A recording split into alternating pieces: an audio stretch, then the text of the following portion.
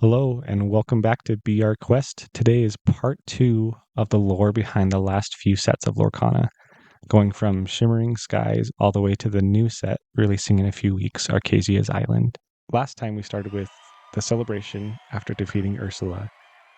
Everyone comes together, they're so excited, they defeated the evil that was released, and then Ursula was banished back to the lore book, so she can't get out again.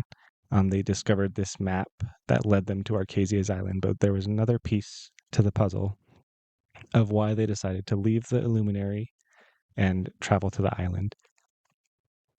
So during the celebration, the great Illuminary started crumbling, falling out of the sky. And because all the characters are new to the Illuminary, no one quite knows what's going on.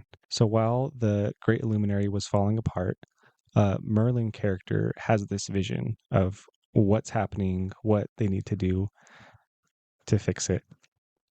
In Merlin's vision, he sees magical items that we come to know that are called Chromicons, and there's one Chromicon for each color ink. So the like red, yellow, green, blue, purple, and steel. And we got those cards in set 6.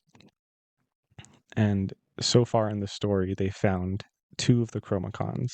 The Amber Chromicon is shown in this Moana card here, and also in one of the trailers that they released. One of the characters finds the Amber Chromicon, is able to wear it, and then because there's a celebration, that character, his name is Martin, and he wanted to perform. He didn't have courage before, but now that he's wearing the Amber amulet, he has the courage to perform. These magical items give you courage, they give you knowledge, they give you wisdom, they give you help you be bold, and each of them comes with an inscription on the back that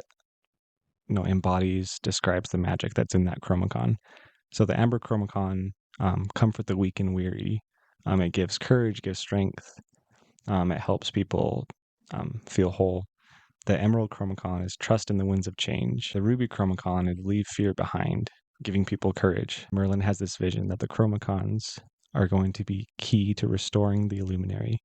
And Merlin, as he's looking to try and save the Illuminary, Merlin finds the Sapphire Chromicon.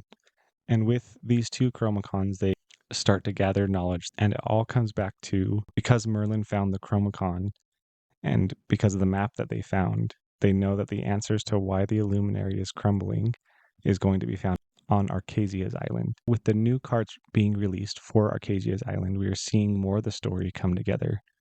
And one of the things I'm most excited about with the release of Set 7 on March 7th is that each pack is going to come with your same set of cards, and it's also going to come with a lore card that's going to tell pieces of the story of Archazia's Island that we don't know yet. We know the first part of the story from lore that was published on the Lorcana website. I just wanted to read a part of it because it's so good. So the lore says, at the heart of the island, hidden behind the citadel's high walls, lies a legendary forge, a place where some of the most unique talismans in all of Lorcana were crafted. These magical items are incredible to wield, but they come with a warning. If the wrong hands grasp them, as the Ursula Glimmer once did with the Hexwell Crown, chaos will follow. So I don't believe it said outright that the Chromicons were forged at this forge on Archazia's Island, but I feel like it's safe to assume that. Other items that are mentioned on cards were also made at this forge, the most notable one being the Hexwell Crown.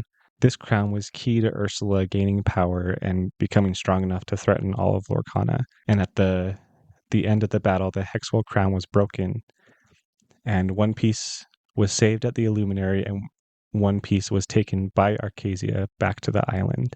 And the whole story of Archazia's Island is Archazia has these trials and traps and like challenges to test the characters and teach them the magic in Lorcana. Our characters have to defeat these creations so that they can get to the middle of Archazia's Island, get to the forge, and learn the wisdom that Archazia has. One other cool set of cards that came out is that the 3 main characters in the story are gifted additional magical items when they get to Archazia's Island, and they're called coils, which you wear on your shoulder or your arm or your leg, and they give you additional magical powers. So we've been following these 3 characters through Lorcana since set 1. And these coil cards are the first time that these characters are mentioned specifically on a card. And their names are Shenze, who uses amethyst and steel ink. And you can see those colors reflected on the coils that she receives from Archazia. And the second character is Martin, who uses emerald and amber ink. The third character is Venturo, who uses ruby and sapphire ink. Next time, we will go into the villain story that's been brewing underneath all of this, with Jafar seeking the Hexwell crown and becoming the next big bad villain in Lorcana. So thank you for listening. I love making these videos and diving into the lore, and thanks for watching.